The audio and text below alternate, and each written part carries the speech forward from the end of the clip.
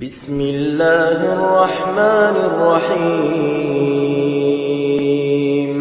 ألف لام را، تلك آيات الكتاب المبين. إنا أنزلناه قرآنا عربيا لعلكم تعقلون. نحن نقص عليك أحسن القصص بما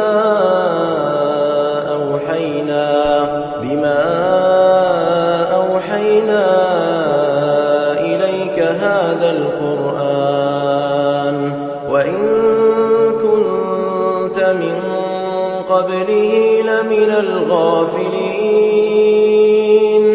إذ قال يوسف لأبيه يا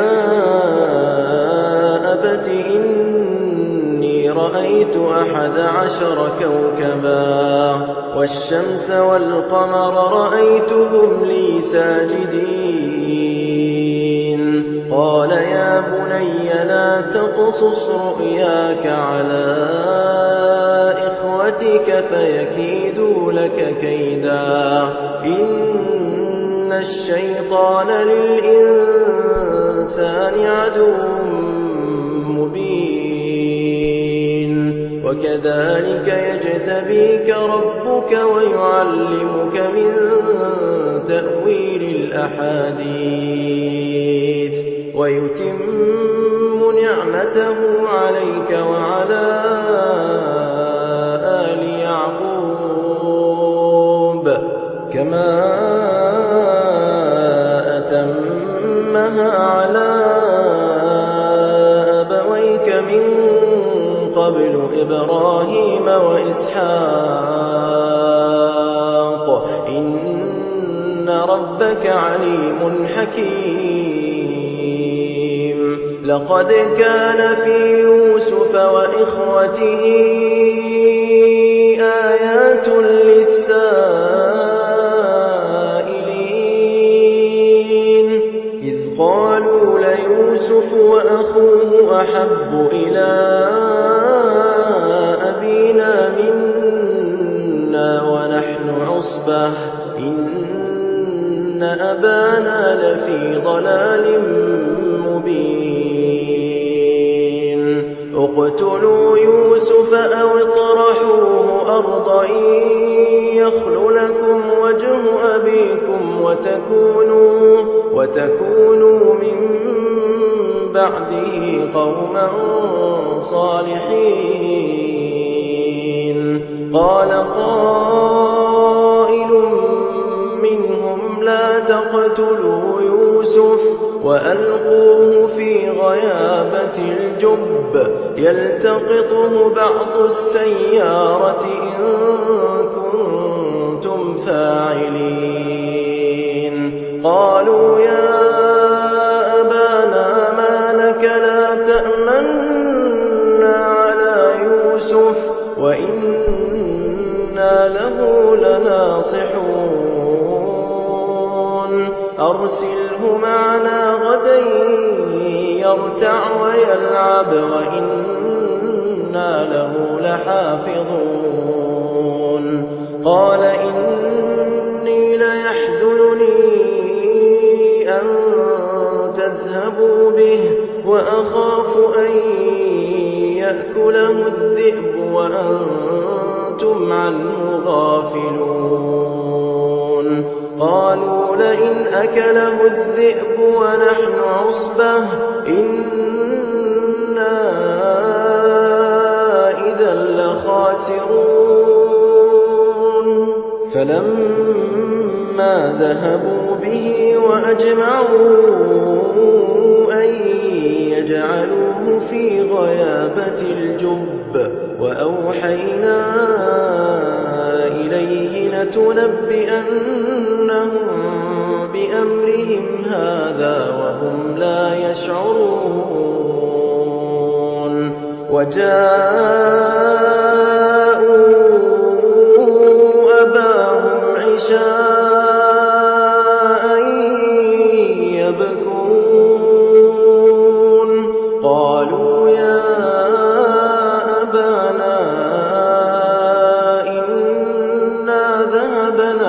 فاستبق وتركنا يوسف عند متاعنا فأكله الذئب وما أنت بمؤمن لنا ولو كنا صادقين وجاءوا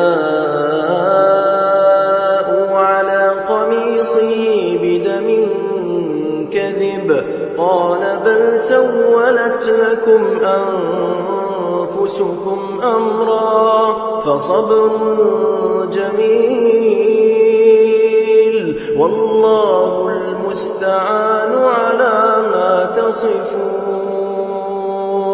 وجاءت سيارة فأرسلوا واردهم فأدلى دلوه قال يا بشرى هذا غلام وأسروه بضاعة والله عليم بما يعملون وشروه بثمن بخس دراهم معدودة وكانوا فيه من الزاهدين وقال الذي اشتراه من مصر لامرأته أكرمي مثواه عسى أن ينفعنا أو نتخذه ولدا وكذلك مكنا ليوسف في الأرض ولنعلمه من تأويل الأحاديث والله غالب على أمره ولكن أكثر الناس لا يعلمون ولما بلغ أشده آتيناه حكما وعلما وكذلك نجزي المحسنين وراودته التي هو في بيتها عن نفسه وغلقت الأبواب وقالت هيت لك قال معاذ الله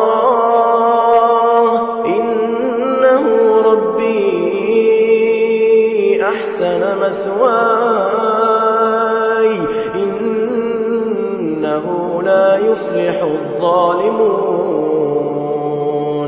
ولقد همت به وهم بها لولا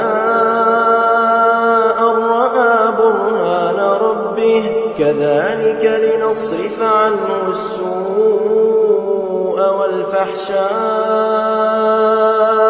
إنه من عبادنا المخلصين واستبق الباب وقدت قميصه من دبر وألف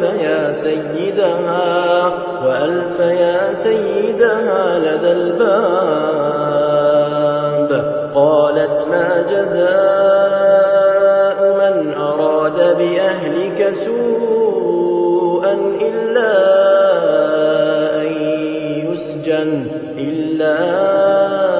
أن يسجن أو عذاب أليم قال هي راودتني عن نفسي وشهد شاهد من أهلها إن كان قميصه قد من قبل فصدقت وهو من الكاذبين وإن كان قميصه قد من دبر فكذبت وهو من الصادقين فلما رأى قميصه قد من دبر قال إنه من كيدكن إن كيدكن عظيم يوسف أعرض عن هذا واستغفري لذنبك إنك كنت من الخاطئين. وقال نسوة في المدينة امرأة العزيز تراود فتاها عن نفسه قد شغفها حبا إنا لنراها في ضلال مبين. فلما سمعت بمكرهن أرسلت إليهن وأعتدت لهن متكئا وآتت كل واحدة منهن سكينا وقالت اخرج عليهن. فلما رأينه أكبرنه وقطعن أيديهن وقلن حاش لله ما هذا بشرا إن هذا إلا ملك كريم. قالت فذلكن الذي لمتنني فيه ولقد راودته عن نفسه فاستعصم ولئن لم يفعل ما آمره ليسجنن وليكونا من الصاغرين. قال رب السجن أحب إلي مما يدعونني إليه وإلا تصرف عني كيدهن أصب إليهن وأكن من الجاهلين. فاستجاب له ربه فصرف عنه كيدهن إنه هو السميع العليم. ثم بدا لهم من بعد ما رأوا الآيات ليسجننه حتى حين. ودخل معه السجن فتيان قال أحدهما إني أراني أعصر خمرا وقال الآخر إني أراني أحمل فوق رأسي خبزا تأكل الطير منه نبئنا بتأويله إنا نراك من المحسنين. قال لا يأتيكما طعام ترزقانه إلا نبأتكما بتأويله قبل أن يأتيكما ذلكما مما علمني ربي إني تركت ملة قوم لا يؤمنون بالله وهم بالآخرة هم كافرون. واتبعت ملة آبائي إبراهيم وإسحاق ويعقوب ما كان لنا أن نشرك بالله من شيء ذلك من فضل الله علينا وعلى الناس ولكن أكثر الناس لا يشكرون. يا صاحبي السجن أأرباب متفرقون خير أم الله الواحد القهار ما تعبدون من دونه إلا أسماء سميتموها أنتم وآباؤكم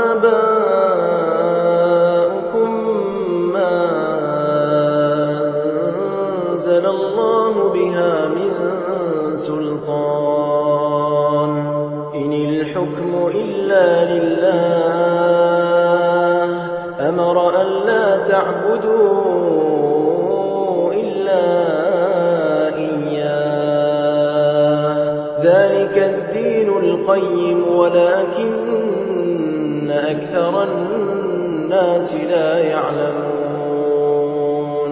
يا صاحبي السجن أما أحدكما فيسقي ربه خمرا وأما الآخر فيصلب فتأكل الطير من رأسه قضي الأمر الذي فيه تستفتيان. وقال للذي ظن أنه ناج منهما اذكرني عند ربك فأنساه الشيطان ذكر ربه فلبث في السجن بضع سنين. وقال الملك إني أرى 7 بقرات سمان يأكلهن 7 عجاف و7 سنبلات خضر وأخر يابسات. يا أيها الملأ أفتوني في رؤياي إن كنتم للرؤيا تعبرون. قالوا أضغاث أحلام وما نحن بتأويل الأحلام بعالمين. وقال الذي نجا منهما وادكر بعد أمة أنا أنبئكم بتأويله فأرسلون. يوسف أيها الصديق أفتنا في 7 بقرات سمان يأكلهن 7 عجاف و7 سنبلات خضر وأخر يابسات لعلي أرجع إلى الناس لعلهم يعلمون. قال تزرعون 7 سنين دأبا فما حصدتم فذروه في سنبله إلا قليلا مما تأكلون. ثم يأتي من بعد ذلك 7 شداد يأكلن ما قدمتم لهن إلا قليلا مما تحصنون. ثم يأتي من بعد ذلك عام فيه يغاث الناس وفيه يعصرون. وقال الملك ائتوني به فلما جاءه الرسول قال ارجع إلى ربك فاسأله ما بال النسوة اللاتي قطعن أيديهن إن ربي بكيدهن عليم. قال ما خطبكن إذ راوتن يوسف عن نفسه قلن حاش لله ما علمنا عليه من سوء. قالت امرأة العزيز الآن حصحص الحق أنا راودته عن نفسه وإنه لمن الصادقين. ذلك ليعلم أني لم أخنه بالغيب وأن الله لا يهدي كيد الخائنين.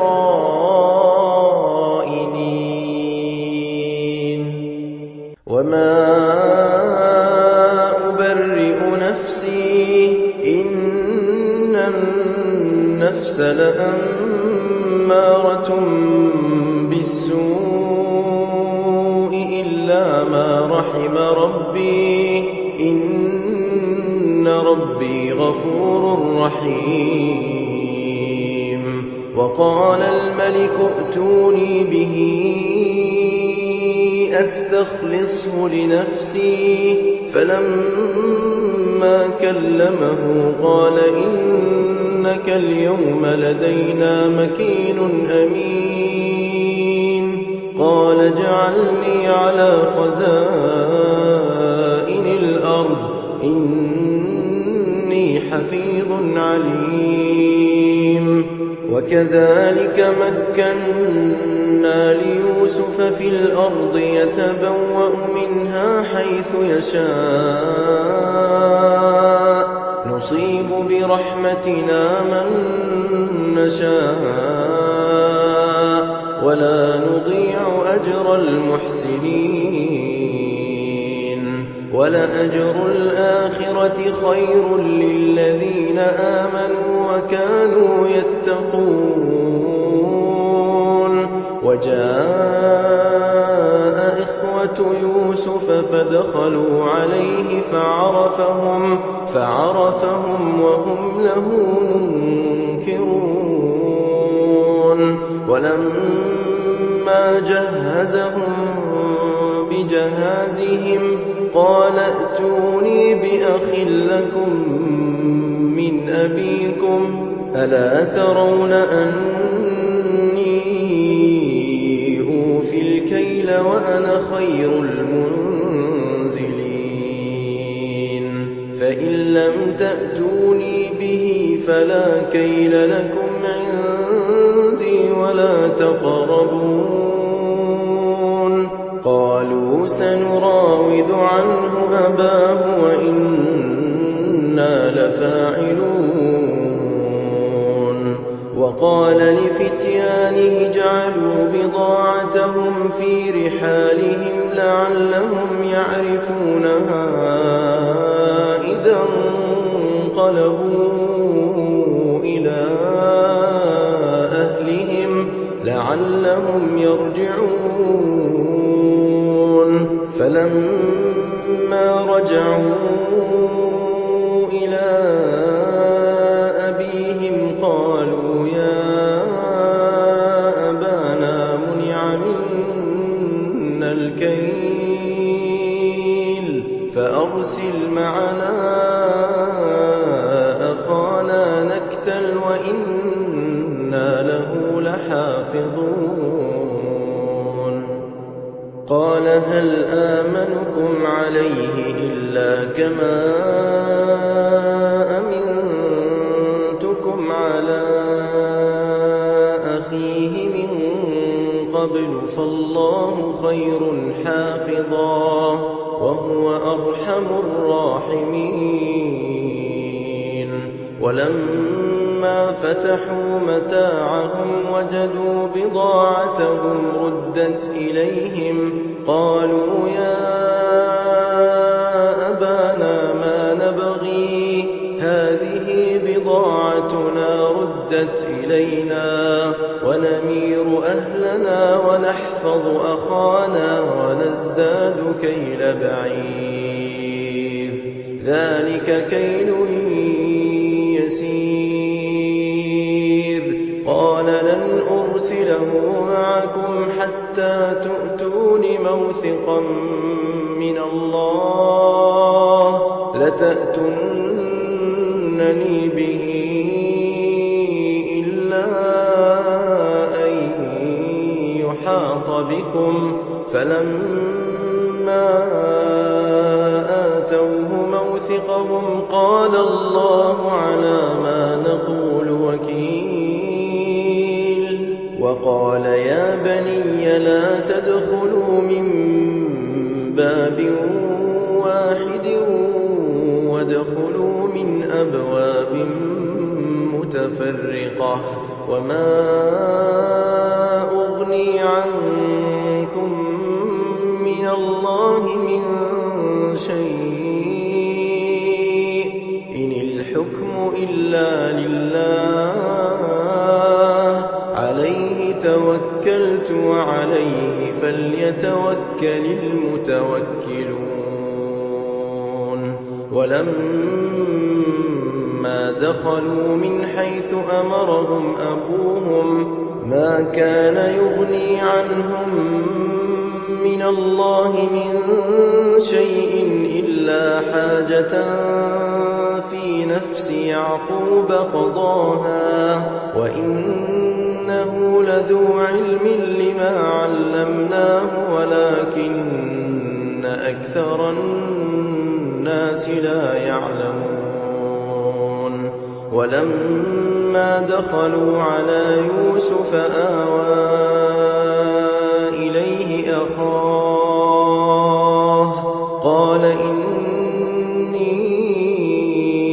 أنا أخوك فلا تبتئس بما كانوا يعملون فلما جهزهم بجهازهم جعل السقاية في رحل أخيه ثم أذن مؤذن أيتها العير إنكم لسارقون قالوا وأقبلوا عليهم ماذا تفقدون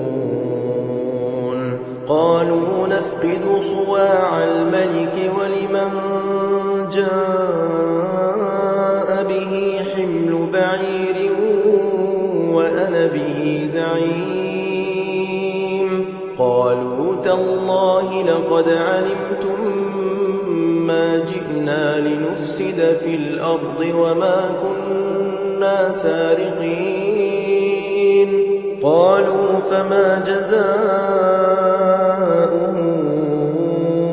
إن كنتم كاذبين قالوا جزاؤه من وجد في رحله فهو جزاؤه كذلك نجزي الظالمين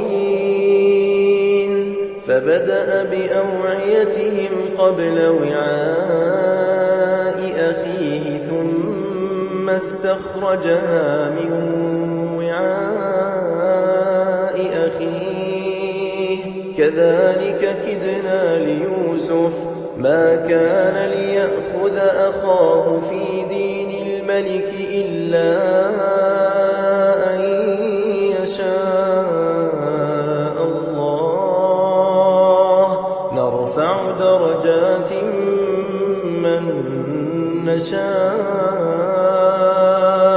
وفوق كل ذي علم عليم قالوا إن يسرق فقد سرق أخ له من قبل فأسرها يوسف في نفسه ولم يبدها لهم قال أنتم شر مكانا والله أعلم بما تصفون قالوا يا أيها العزيز إن له أبا شيخا كبيرا فخذ أحدنا مكانه إنا نراك من المحسنين قال معاذ الله أن نأخذ إلا من وجدنا متاعنا عنده إنا إذا لظالمون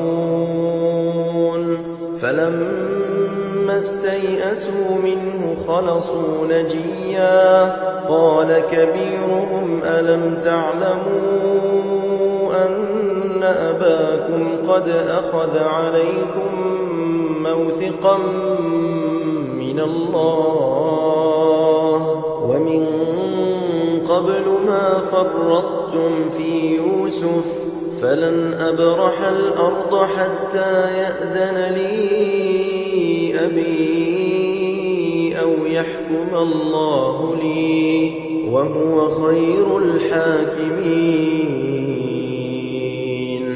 ارجعوا إلى أبيكم فقولوا يا أبانا إن ابنك سرق وما شهدنا إلا بما علمنا وما كنا للغيب حافظين واسأل القرية التي كنا فيها والعير التي أقبلنا فيها وإنا لصادقون قال بل سولت لكم أنفسكم أمرا فصبر جميل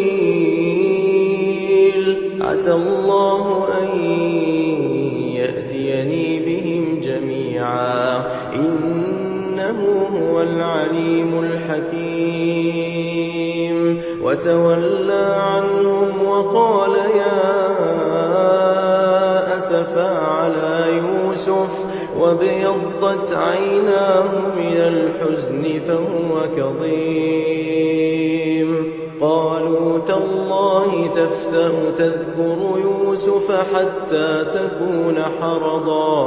حتى تكون حرضا أو تكون من الهالكين قال إنما أشكو بثي وحزني إلى الله وأعلم من الله ما لا تعلمون يا بني يذهبوا فتحسسوا من يوسف وأخيه ولا تيأسوا من روح الله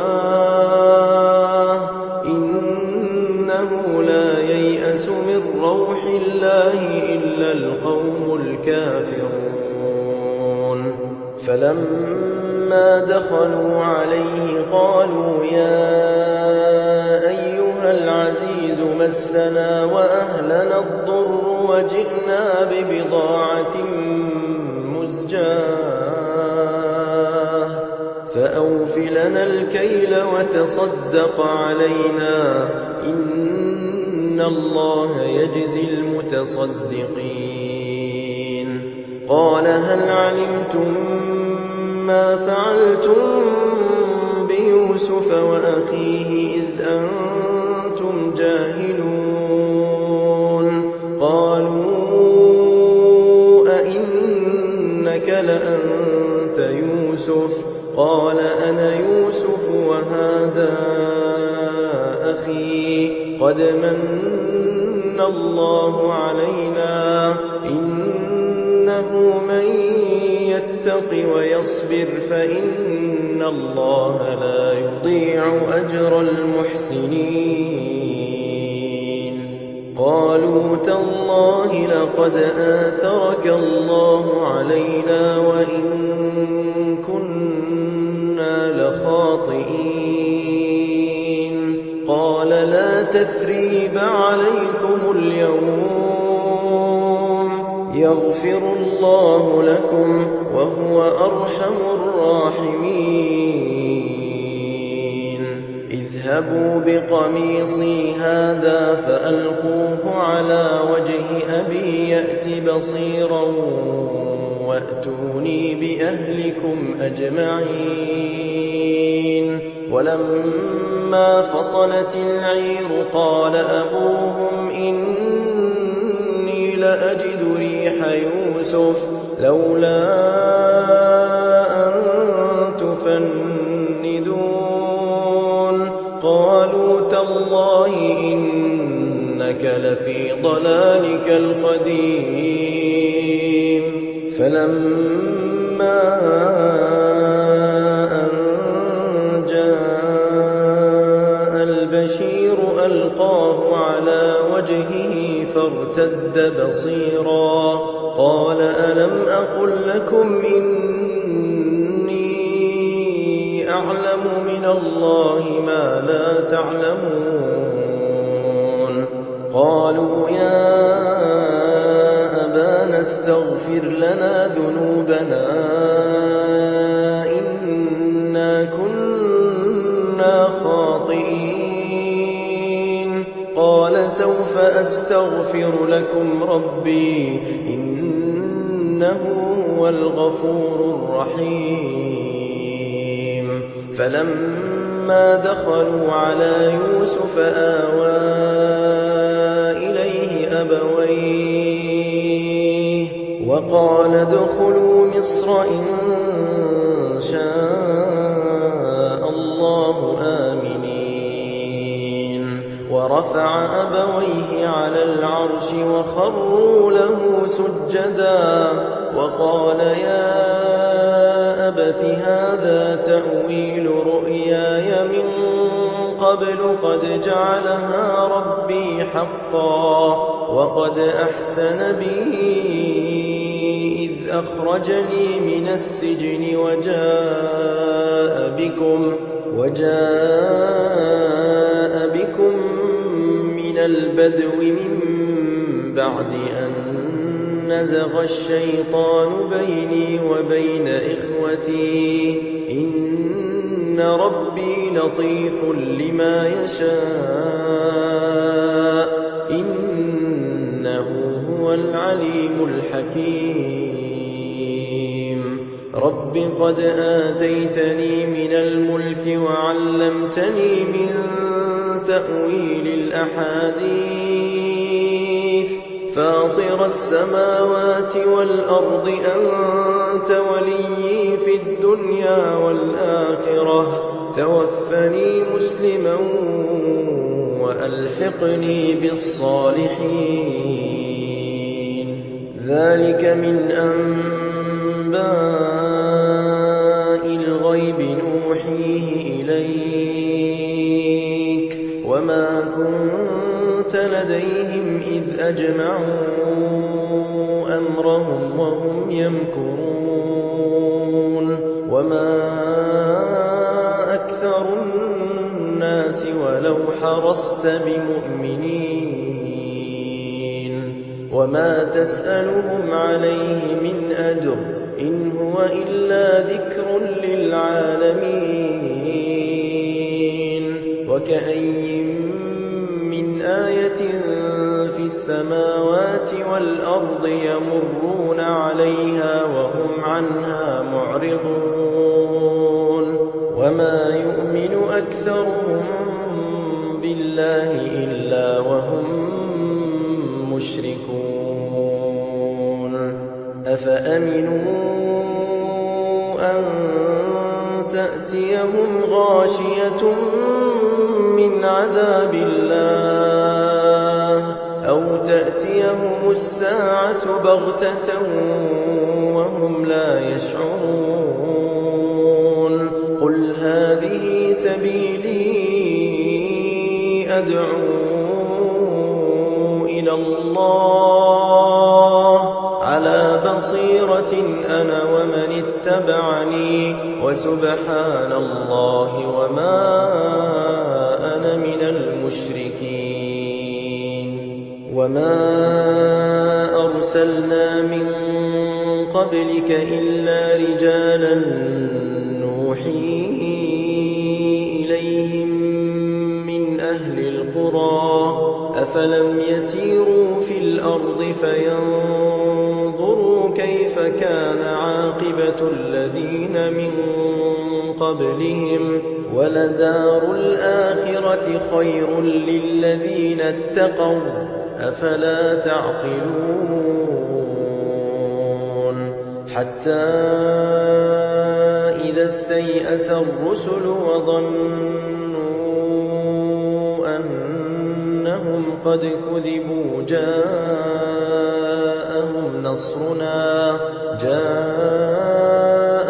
نصرنا فنجي من نشاء ولا يرد بأسنا عن القوم المجرمين. لقد كان في قصصهم عبرة لأولي الألباب ما كان حديثا يفترى ولكن تصديق الذي بين يديه وتفصيل كل شيء وهدى ورحمة لقوم يؤمنون. إنما المؤمنون الذين إذا ذكر الله وجلت قلوبهم